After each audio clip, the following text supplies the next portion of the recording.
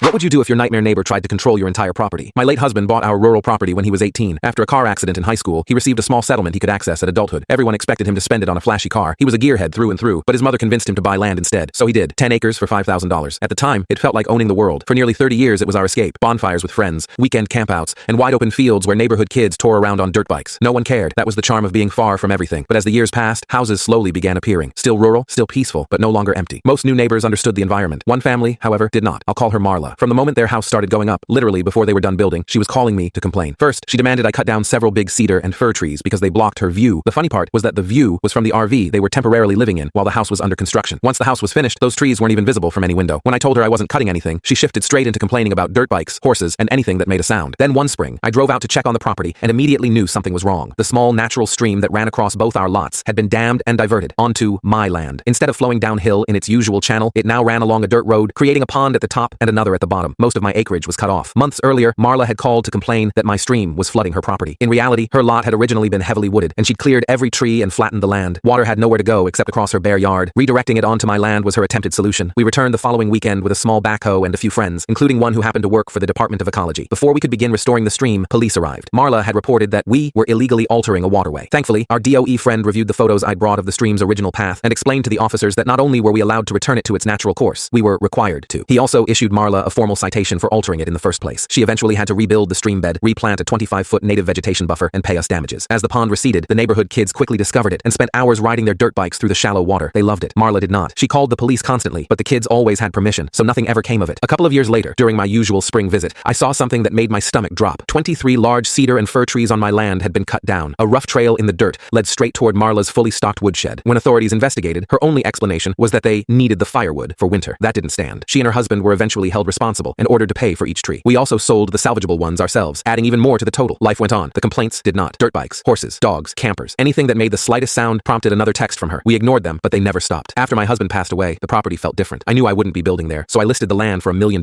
fair market value for 10 acres, zoned for 1 house per acre. Buyers toured it, but Marla repeatedly intercepted them, warning them about imaginary flooding and endless noise. A few developers didn't care, but I preferred the idea of selling to a family. Then one day my agent called with an offer. It was lower than others, and the buyers wanted a 3-year owner-carried contract with a balloon payment. I wasn't thrilled about the terms, but I agreed to meet them. When I arrived, the couple was already arguing with Marla, who had marched over to tell them everything wrong with the land. As she retreated, 2 young boys zipped by on dirt bikes. Their father laughed and told me that they wanted the property specifically to build a motocross track for their kids. When he pointed to the exact spot, right near Marla's house, I knew immediately he was my buyer. I accepted the offer. I carried the contract. I took a $250,000 loss on paper, and it was worth every penny. 6 years later, the family has built a beautiful home and a full motocross track exactly where they planned. And every few months, Marla still texts me to complain, and every time she does, I smile.